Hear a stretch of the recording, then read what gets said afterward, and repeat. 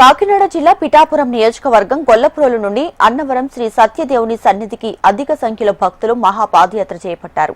లోక కళ్యాణార్థం సకల మానవాళికి శుభం జరగాలనే సంకల్పంతో పాదయాత్ర నిర్వహించారు. భక్తులకు ప్రత్యేక దర్శనం చేయించి తిరిగి గొల్లప్రోలు చేరేందుకు అన్నవరం బస్టాండ్ వద్ద నుండి వాహనాలను ఏర్పాటు చేశారు. కార్యక్రమంలో మహాపాదయాత్ర కమిటీ సభ్యులతో పాటు పలువురు జనసేన శ్రేణులు అధిక సంఖ్యలో పాల్గొన్నారు.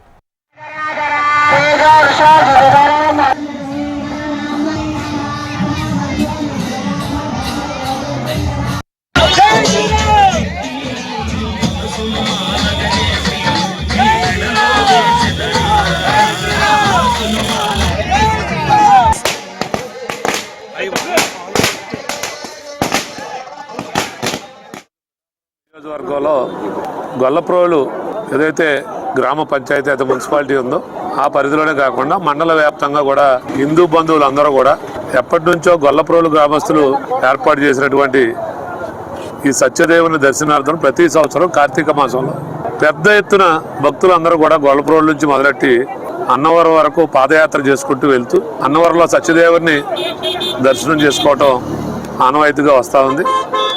ఈరోజు ఈ కార్యక్రమంలో పెద్ద ఎత్తున భక్తులందరూ పాల్గొనటం, దానికి చేబ్రోలు గ్రామ శివారులో సత్తమ్మ తల్లి ఆలయం వద్ద భక్తులందరూ దర్శనం చేసుకుని వెళ్ళటం జరుగుతూ ఉంది.